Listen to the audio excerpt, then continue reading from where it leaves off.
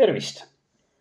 Tänases videos räägin ma pärast jõutreeningut 2. ja 3. päeval tekkivast lihasvalust, mida inglise keeles nimetatakse DOMS ehk siis Delayed Onset Muscle Soreness.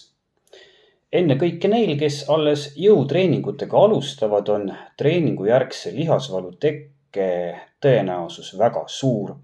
Ja kui sa ei ole sellega harjunud, siis võib selle intensiivsus olla isegi hirmutav. Õnneks ei ole tegemist millegi ohtliku või pöördumatuga ning paari päeva möödudes peaks see iseenesest kaduma. Pikaajaline lihasvalu võib siiski kesta koguni nädala või vahest harva veelgi kauem. Nii et kui see kohe ei taandu, siis ei ole mõtet paanikasse minna. Treeningjärgne lihasvalu on märk jõutreeningu käigus peamiselt lihase ekstsentrilisest tööst põhjustatud mikrorebenditest lihastes, mis tekivad eriti kergelt siis, kui su lihased ei ole veel harjunud tööd tegema. Just seetõttu tekivad need algajatel kergemalt ning hakkavad taanduma siis, kui lihaskond on raskuste tõstmistega harjunud. Lihasvalu võib tekkida ka kogenud jõusaali külastajatel ja reeglina ilmneb see neil siis, kui tehakse mõnda uut harjutust, millega keha ei ole veel harjunud, või siis naastakse saali pärast pikemat pausi. Kui varasematel aegadel on arvatud, et treeningjärgse lihasvalu ja treeningu efektiivsuse vahele võib tõmmata võrdusmärgi, ehk siis, kui lihas peale treeningut ei valuta, oli see kehv ja ei too kaasa lihastugevuse, jõu ja massi kasvu, siis viimasel ajal tehtud teadusuuringud viitavad selgelt sellele, et lihasvalu tugevus ei ole treeningu kvaliteediga absoluutselt seotud. Ja pigem on lihasarengu mõttes tegemist negatiivse nähtusega, sest lihaste mikrovigastuste paranemine ja selle käigus lihasesse tekkivad liigsed põletikulised protsessid nõuavad energiat, mis vastasel juhul kuluks vähemalt teatud määral lihaste massi, jõu ja vastupidavuse kasvatamisele. Kui sul lihased pärast treeningut valutavad, siis on minu soovitus järgmine. Tee peale. Sest nii harjuvad su lihased tööd tegema ja seda vähem nad tulevikus valutavad. Ma üldiselt ei poolda treenimist kuni suutlikkuse piirini. Ehk siis seni, kuni sa lihtsalt enam ei jõua ühtegi kordust sooritada.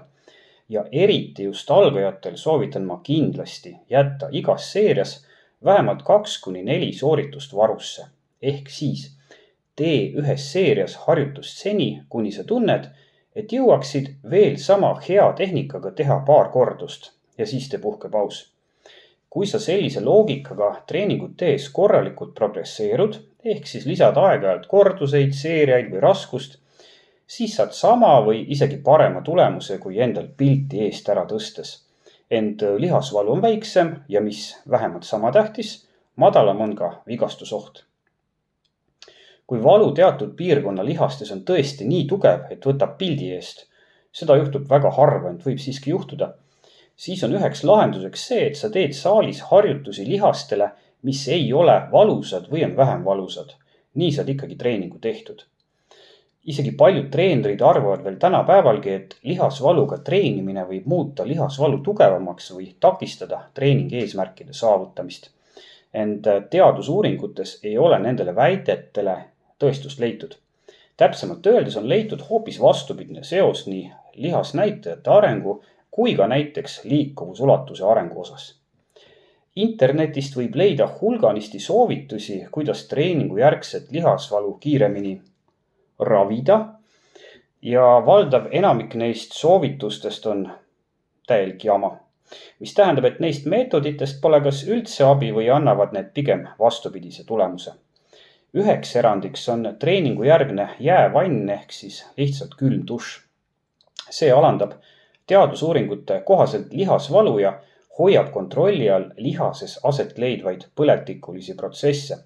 Ent sellel on paraku ka hind, ehk siis samal ajal vähendab see lihaste hüpertroofiat ehk lihaskasvu, ehk siis vähendab seda kasu, mida sa treeningus saad.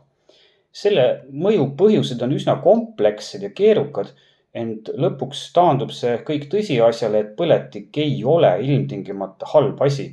Ja meie praeguste teadmiste kohaselt on optimaalse intensiivsusega treeningujärgne põletik lihaskasvu tagamiseks vajalik.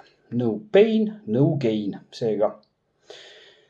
Kui rääkida jääpannist veel, siis näitavad teadusuuringud, et selle temperatuur peaks olema väga kindlas vahemikus. Ning kui sa jääd külma vette liiga pikaks või liiga lühikeseks ajaks, siis positiivset efekti ei ole.